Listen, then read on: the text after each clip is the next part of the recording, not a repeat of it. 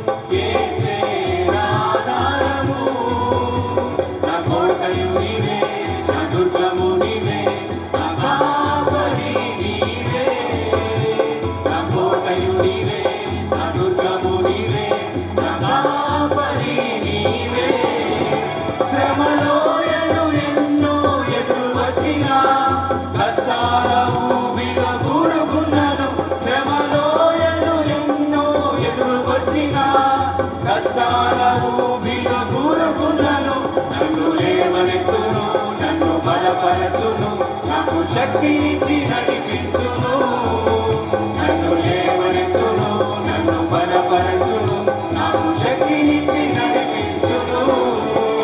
యేసే నా ఆశ్రయము, యేసే నా ఆధారము, యేసే నా ఆశ్రయము, యేసే నా ఆధారము. నా కోటయు నీవే, నా దుర్గము నీవే, నా కావలి నీవే. నా కోటయు నీవే, నా దుర్గము నీవే, నా కావలి నీవే.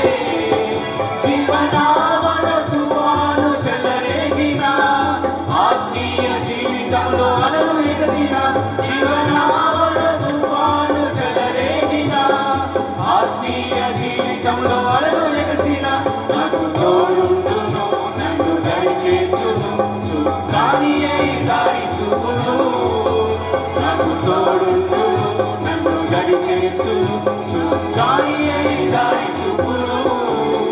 యేసే నా ఆశ్రయము, యేసే నా ఆధారము, యేసే నా ఆశ్రయము, యేసే నా ఆధారము. నా కోటయు నీవే, నా దుర్గము నీవే, నా కాపరి నీవే. నా కోటయు నీవే, నా దుర్గము నీవే, నా కాపరి నీవే, నా కాపరి నీవే, నా కాపరి నీవే. ఈ సమయంలో మనము ఉత్తర ప్రత్యుత్తర రీతిగా 15వ కీర్తన చదువుగా విని అనుసరిద్దాం. 15వ కీర్తన ఉత్తర ప్రత్యుత్తర భాగంగా చదువుతున్నాం. మొదటి వచనం ప్రారంభం. యెహోవా, నీ గుడారములో అతిథిగా ఉండదగిన వాడెవడు? నీ పరిశుద్ధ పర్వతం మీద నివసింపదగిన వాడెవడు? యథార్థమైన ప్రవర్తన కలిగి నీతిని అనుసరించుచు హృదయపూర్వకముగా నిజము పలుకువాడే. అటివాడు నాలుకతో కొండెమలాడడు, తన చెలికానికి కీడు చేయడు, తన పొరుగు వాని మీద నింద మోపడు.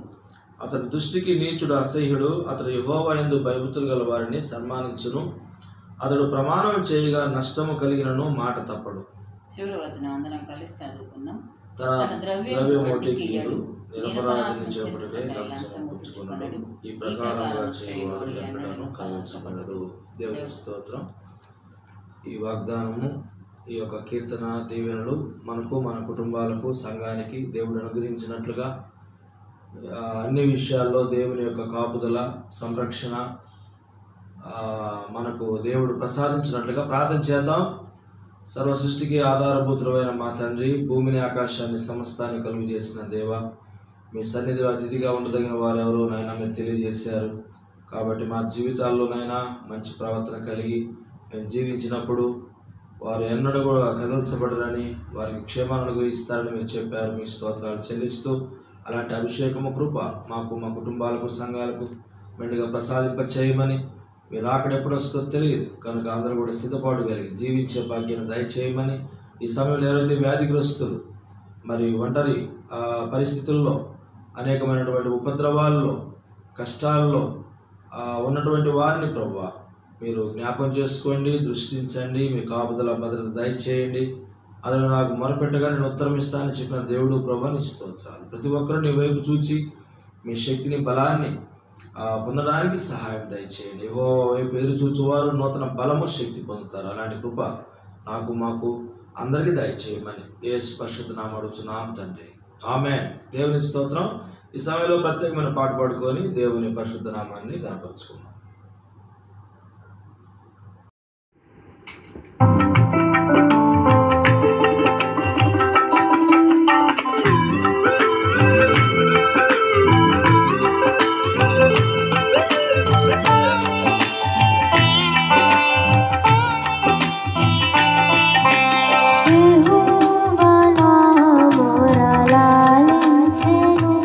తన మహాదయను నన్ను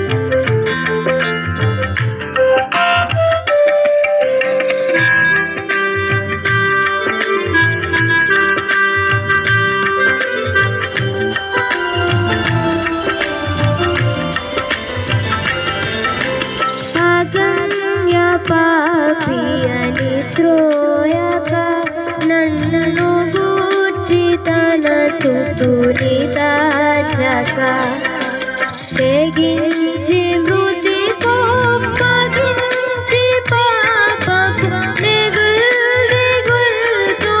సుగ ననంచె యెహోవా నా మొరలాలించెను తన మహాదయను నన్ను గణించెను. దేవుని స్తోత్రం. మంచిది. క్రీస్తునందు ప్రియమైన ప్రియ దేవుని బిడ్డలారా, ప్రభువైన యేసుక్రీస్తు పరిశుద్ధ నామములో అందరికీ వందనాలు చెల్లిస్తూ ఉన్నాం. దేవుడు మన జీవితాల్లో ఆయన ఏం కోరుకుంటున్నాడో తెలుసుకొని ఆ విధంగా మనం జీవించినప్పుడు దేవుని యొక్క అభిషేకము ఆశీర్వాదాలు మనకు తోడుగా ఉంటాయి. అందరూ కూడా రక్షణ పొంది సత్యమును గురించిన అనుభవ జ్ఞానములో ఉండాలని దేవుని యొక్క ఉద్దేశము. కనుక మరి ఈ సమయంలో దేవుని వాక్యాన్ని మనము ధ్యానం చేద్దాం. దీనులుగా ఉన్న వారిని ఆయన ఎలా దీవిస్తాడు, దీనుల కొరకైనా ఆయన యొక్క అభిషేకము, దీనత్వంలో ఉన్నటువంటి దీవెనలు ఎలా ఉంటాయో మనం ఈరోజు చూద్దాం. అలాంటి కృప మనకు పొందినట్లుగా పరిశుద్ధాత్మ దేవుడు నడిపించినట్లుగా మనము మాట ప్రార్థన చేసుకొని వాక్య భాగంలోకి వెళదాం. కృపగల తండ్రి, పరిశుద్ధమైన దేవ, మీ పాదాలకు వందనాలు అయ్యా. మరి మీరు నిజమైన ద్రాక్షావళి, మేము తీగలు, మీరు నిలిచి ఫలించే బిడ్డగా 30 దంతలుగా 60 దంతలుగా మేము ఉన్నట్లుగా మీ వాక్యం ద్వారా మాతో మాట్లాడమని యేసు నామమున అడుగుతున్నాము తండ్రి, ఆమేన్. మరి ఈ సమయంలో దేవుని వాక్యం చూస్తే లూకాసు సువార్త 9వ అధ్యాయము 46 నుండి 48వ వచనం 3 వచనాలు మనం చూస్తే అక్కడ తగ్గించుకున్న వారిని లేకపోతే దీనత్వం కలిగిన వారిని ఎలా ప్రభువు దీవిస్తున్నాడో, ఎలాగా వారిని కాపాడుతున్నాడో మనం చూద్దాం. తమలో ఎవరు గొప్పవారని వారిలో తర్కం పుట్టగా యేసు వారి హృదయాలోచన ఎరిగి, ఈ చిన్న బిడ్డను నా పేట చేర్చుకున్నవాడు నన్ను చేర్చుకునను, నన్ను చేర్చుకున్నవాడు నన్ను పంపిన వారిని చేర్చుకునను. మీ అందరిలో ఎవడు అత్యల్పుడో ఉండునో వాడే గొప్పవాడని చెప్పాను.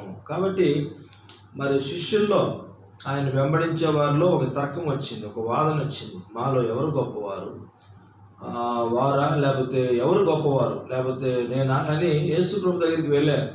ప్రభు ఎవరు గొప్పవారు? అప్పుడు యేసు ప్రభుల వారు చెబుతూ పరిచర్య చేస్తున్నవారా లేకపోతే ఇంకొకటి అని కాకుండా యేసు ప్రభు ఏం చెప్పాడు ఇక్కడ చూస్తే, నా పేరిట మరి మీరు చేర్చుకుంటారో లేకపోతే ఎవరు అత్యల్పురై ఉంటారో, ఎవరైతే తగ్గించుకుంటారో వారే గొప్పవారని ప్రభు రీతిగా తెలియజేస్తున్నాడు. కనుక నన్ను చేర్చుకున్నవాడు నన్ను పంపిన వారిని చేర్చుకున్నాను. యేసు ప్రభుని ఎవరైతే చేర్చుకుంటారో తండ్రిని, ఆత్మస్వరూపిన తండ్రిని కూడా వారు చేర్చుకుంటారు. కాబట్టి యేసు ప్రభును హృదయంలో చేర్చుకోవాలి, కుటుంబంలో చేర్చుకోవాలి. జక్కయ్య యేసు ప్రభుని చేర్చుకున్నాడు కనుక ఇతరు కూడా అబ్రహాము కుమారుడే. అబ్రహాము యొక్క ఆశీర్వాదాలు ఇంటికి ఉన్నాయి, ఈ గృహానికి ఉన్నాయి. ఇతను కూడా అబ్రహాము వారసుడే అని ఆ జక్కయ్య గురించి ప్రభు తెలియజేస్తున్నాడు. జక్కయ్య అనగా మరి పరిశుద్ధ గ్రంథంలో ఒక సుంకరి, ట్యాక్స్ కలెక్టర్, అలాంటి సుంకరి, అలాంటి వ్యక్తి ఆ ప్రభువును ఎప్పుడైతే చేర్చుకున్నాడో, ఎలాంటి వారైనా సరే ఈ లోకంలో ఏ భేదం లేదు, అందరూ కూడా పాపం చేసి దేవుని మహిమను పొందలేకపోతున్నారు. అందుకే కీర్తనకారుడు రాజు అంటాడు, చక్రవర్తి నేను పాపంలో పుట్టినవాడును, పాపంలో నా తల్లి నన్ను మరి జన్మించింది, కాబట్టి నేను జన్మించాను. కనుక అలాంటి వారిని దేవుడు యేసు ప్రభువు వారు రక్షించడానికి పరలోకం భూలోకానికి వచ్చి ఆయన ఎవరైతే విశ్వసిస్తారో వారి పాపాలు ఒప్పుకుంటారో వారిని రక్షించుకొని వారిని ఆశీర్వాదంగా, వారిని జీవితాలను ఆశీర్వాదకరంగా చేసేటువంటి ప్రభుగా మన ప్రభు ఉన్నాడు. ఇక్కడ మీలో ఎవరు అందరిలో ఎవడు అత్యల్పుడై ఉంటాడు? చాలామంది ఉంటారు. వారందరిలో ఎవరైతే అత్యల్పుడుగా తగ్గించుకొని అత్యల్పుడై ఉంటాడో, అల్పుడుగా ఉంటాడో వారే మరి గొప్పవారుగా ఉంటారు. వారిని గొప్ప చేస్తాను, నేను వారిని గొప్పవారినిగా చేస్తానని ప్రభు తెలియజేస్తున్నాడు. వాడే గొప్పవాడు. కాబట్టి అలాంటి వారిని దేవుడు హెచ్చిస్తాడు, దీవిస్తాడు. ఆ సంఘాన్ని కానీ లేకపోతే ఆ కుటుంబాన్ని కానీ ఆ మనుషులను కానీ దేవుడు హెచ్చిస్తాడు. విశ్వాసులు తండ్రి అబ్రహాం ఎంతగా తగ్గించుకున్నాడు. ప్రభువా, నేను దుమ్ము వంటి వాడిని, ధూళి వంటి వాడిని, నేను నీతో మాట్లాడడానికి తెగిస్తున్నాను ప్రభువా. అక్కడ మరి కొంతమంది ఉంటే నువ్వు రక్షిస్తావా? మరి 50 మంది నుంచి అక్కడ 40 మందిని రక్షిస్తావా, 20 మంది ఉంటే 30 మంది ఉంటే 20 మంది ఉంటే 10 మంది ఉంటే అని ఎంతగా తగ్గించుకున్నాడో అప్పుడు అబ్రహాము ప్రార్థన విన్నాడు. అబ్రహాము దేవునితో మాట్లాడడానికి దేవుడు అవకాశం ఇచ్చాడు.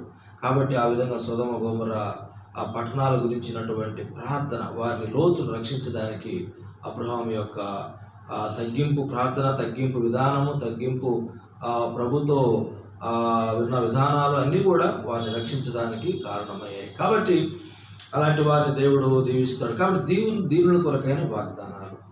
ఎవరు గొప్పవారుగా ఉంటారో అత్యల్పులైన వారు గొప్పవారుగా ఉంటారు. అంతేకాదు అలా ఉన్నటువంటి వారిని దేవుడు వారిని లక్ష్య పెడతాడంట. అలాంటి వారిని లక్ష్య పెడతాడు. చూద్దాం 138:6 కీర్తన 136వ కీర్తనలో 138 సారీ ఫర్ దట్ 136 కాదు 138. 138లో మనం కానీ చూస్తే అక్కడ ప్రభు తెలియజేస్తూ దేవుని యొక్క వాక్యములో అక్కడ చూస్తే 138:6 యెహోవా మహోన్నతుడైనను ఆయన దీనులను లక్ష్యపెట్టును, ఆయన దూరము నుండి గర్విష్ఠులను బాగా ఎరుగును. మరి దేవుడు మహోన్నతుడు, మహాగణుడు, పరిశుద్ధుడు, నిత్య నివాసి. అలాంటి దేవుడు ఆయన దీనులను లక్ష్య పెడతాడు. అలాంటి వారిని లక్ష్య పెడతాడు. దూరం నుండి గర్విష్ఠులను బాగా ఎరుగుతాడు. మరి దేవాలయానికి ఇద్దరు వెళ్ళారు, సుంకరు వెళ్ళాడు, పరిసేయుడు వెళ్ళాడు.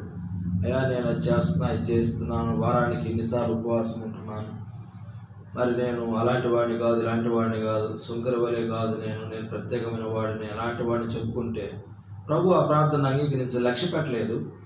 సుంకరి ఆకాశం వైపు కన్నులెత్తి చూస్తూ నేను ఆకాశం వైపు కన్నులెత్తి కూడా నేను యోగ్యుని కాదు అని ఆ సుంకరి చేసిన ప్రార్థన లక్ష్య పెట్టి నీతిమంతునిగా దేవుడు చేశాడు. యేసు ప్రభువు తెలియజేస్తారు ఉపమానం.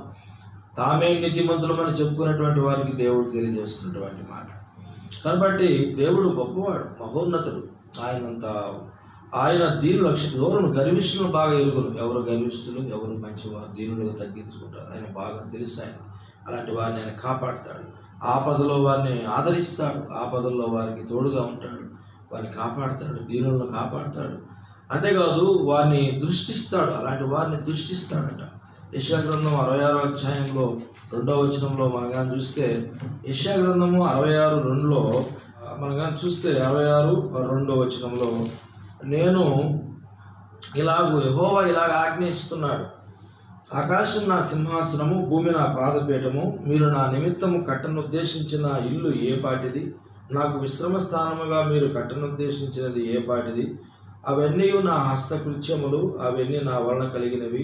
యెహోవా సెలవిస్తున్నాడు, ఎవడు దీనుడై నలిగిన హృదయము గలవాడై నా మాట వినునో వానినే నేను దృష్టిస్తున్నాను. కాబట్టి అన్నీ నా యొక్క చేతి పనులు, అన్నిటిని నేను కలుగు చేశాను, అన్నిటిని నేను సృష్టించాను, సమస్తాన్ని నేను కలుగు చేశాను, సృష్టించాను.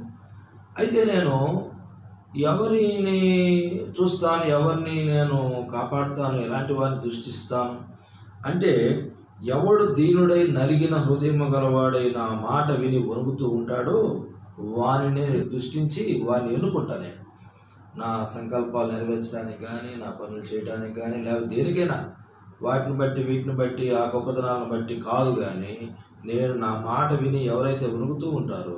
చూడండి, సమూయేలును దేవుడు ఎత్తిగా దీవించాడు. ఏలీ కుమారులు చాలామంది ఉన్నారు, అయితే సమూయేలును దేవుడు దీవించాడు, సమూయేలును ఆశీర్వదించాడు. ఎందుకంటే దేవుని మాట మాట్లాడగానే అయ్యా నీ దాసుడు ఆలకిస్తున్నాడు, సెలవు. కాబట్టి నువ్వు సెలవు, నీ దాసుడు ఆలకిస్తున్నాడు. కాబట్టి ఎంతగా ఆయన దేవుని స్వరానికి లోబడ్డాడు, విన్నాడు. మరి కాబట్టి దేవుడు దీవించాడు కనుక ఆయన దృష్టిస్తాడు, ఆయన దీవిస్తాడు. కాబట్టి ప్రియమైన దేవుని బిడ్డలారా, యాకోబు పత్రిక 4వ అధ్యాయం 6వ వచనంలో కూడా, యాకోబు పత్రికలో ఆయన అహంకారులను ఎదిరిస్తాడట, దీనులను కృప చూపిస్తాడట. యాకోబు పత్రిక 4వ అధ్యాయం 6వ వచనంలో అక్కడ తెలియజేస్తూ ఆయన దీనులను లక్ష్య పెడతాడు. ఆ దీనులను లక్ష్య పెట్టి ఆయన వారికి కృప చూపిస్తాడు.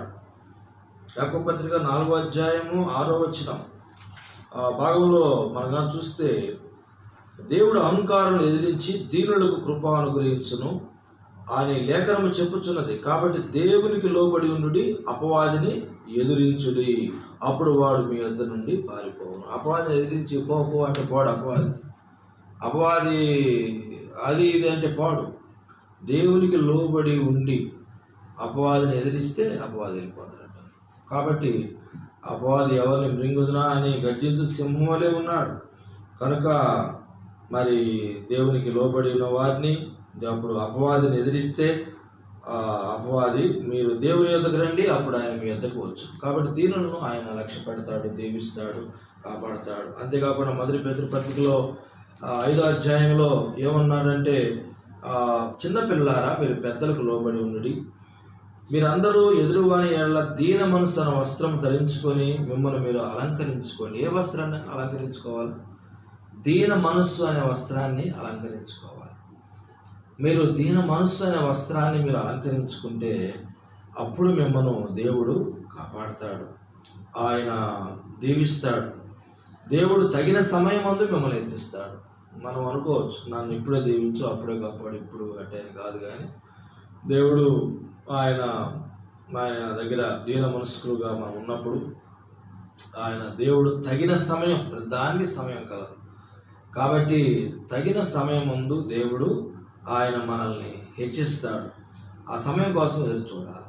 ఆ సమయాని కోసం మనము ఎదురు చూచినప్పుడు దేవుడు హెచ్చించకుండా, దేవుడు కాపాడకుండా, దేవుడు నడిపించకుండా ఎవరు కూడా ముందుకు సాగకపోతే నష్టం, కష్టం, ఇబ్బంది.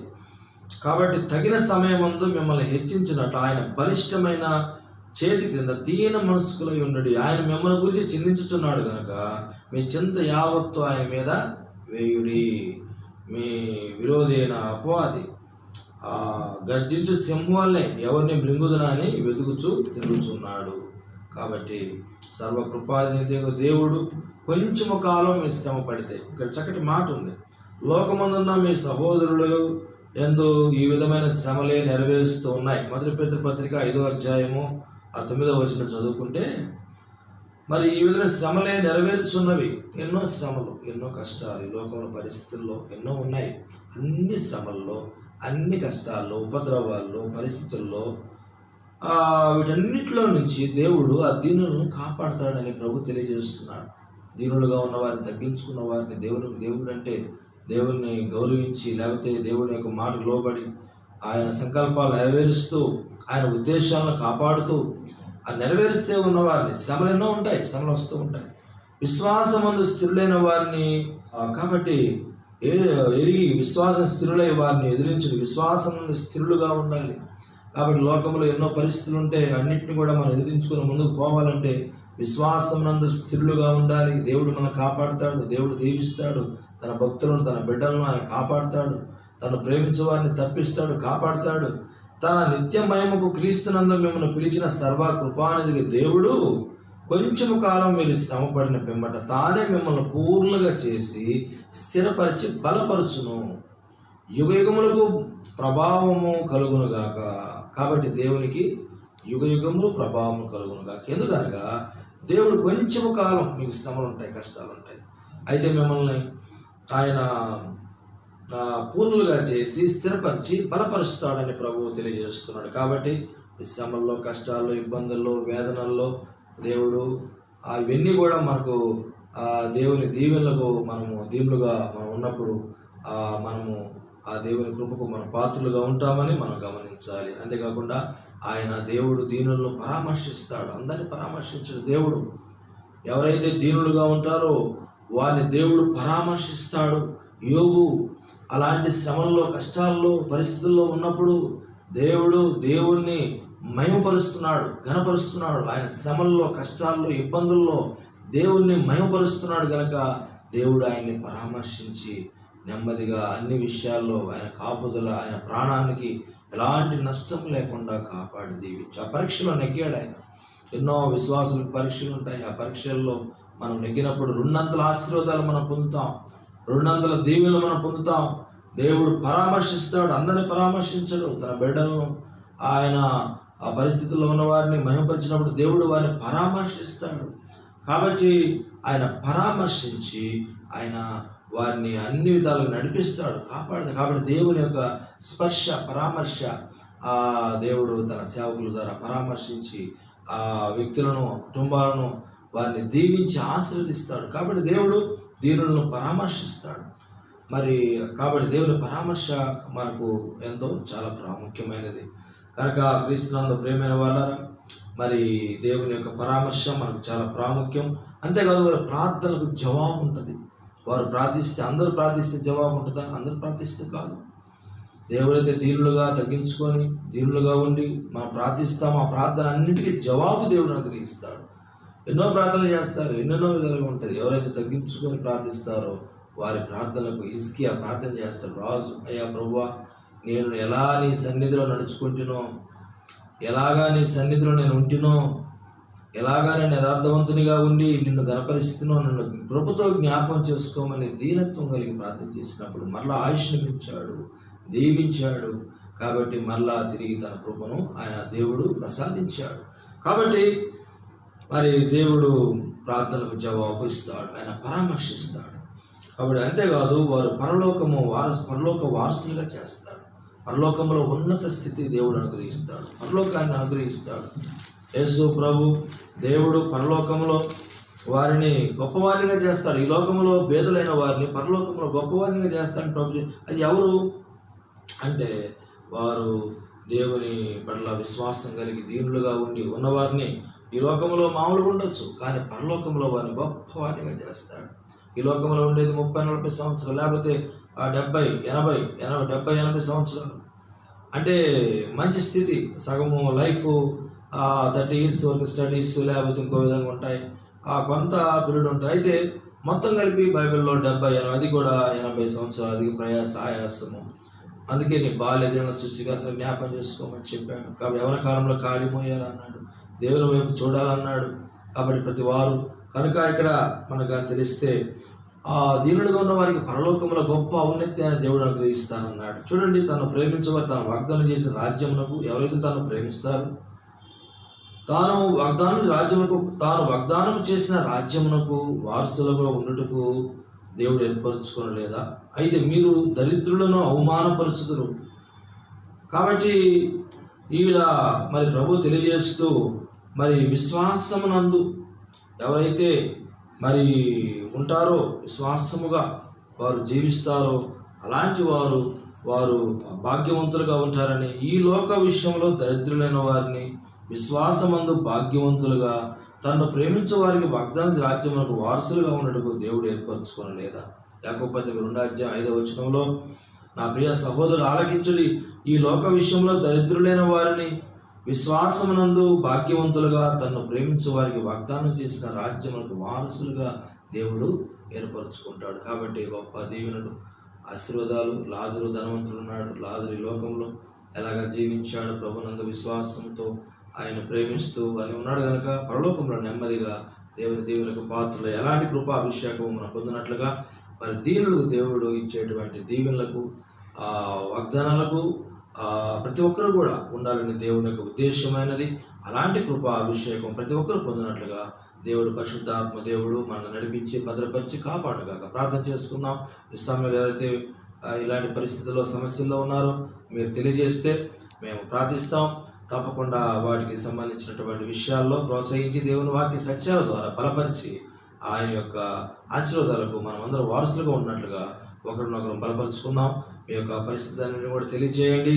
ప్రార్థన చేసి దేవుని యొక్క కృప పొందినట్లుగా మనము దేవుని మహిమపరుచుకుందాం. ప్రార్థన చేసుకుందాం. తల వంచండి. ప్రేమగల మా తల్లి, దయగల మా దేవ, అయా మీరు దీనులను మీరు కాపాడతారు, దీవిస్తారు, వారు లక్ష్య పెడతారు. అలాంటి వారు లక్ష్య పెట్టి దేవుడు ప్రపంచిస్తారు. ఈ సమయంలో ఎవరు ఎలాంటి పరిస్థితుల్లో ఉన్నా మీ దేవదూతలు కాపుదల పరిచర్యైనా మీరు అనుగ్రహించి బలపరిచి తిరిగి మీ సాక్షులుగా మీ యొక్క రాకడ కొరకు సిద్ధపడే బిడ్డగా భూలోకములను దీవెనకు పాత్రలుగా చేయమని యేసు పరిశుద్ధ నామములో ప్రభువా మరి సంఘాలను అందరూ కూడా నిన్ను మహిమపరిచేవారిగా, నిన్ను ప్రేమించేవారిగా మీ యొక్క కృపకు పాత్రలుగా చేయమని, ఈ వాక్యం విన్న ప్రతి వారిని మీరు దీవించండి, నిరంతరంగా ఫలింపు చేయమని, మరలా మిమ్మల్ని సాక్ష్యం ద్వారా మహిమపరిచే కృప దయచేయమని యేసు నామమున అడుగుతున్నాం తండ్రి. ఆమేన్. తండ్రి, కుమార పరిశుద్ధాత్మ త్రియేక దేవుని దీవెనలు ఈ వాక్య ప్రకారంగా జీవించాలని తీర్మానం చేసుకున్న మనందరితో సదాకాలం తోడైన కాపాడిపించును గాక. ఆమేన్. God bless you. మంచిది. మీ అందరూ కూడా దేవుడు దీవించి కాపాడుగాక. ఈ యొక్క ఛానల్ని సబ్స్క్రైబ్ చేసుకోండి, కామెంట్స్ తెలియజేయండి. దేవుడు మనల్ని కాపాడి నడిపించును గాక. God bless you.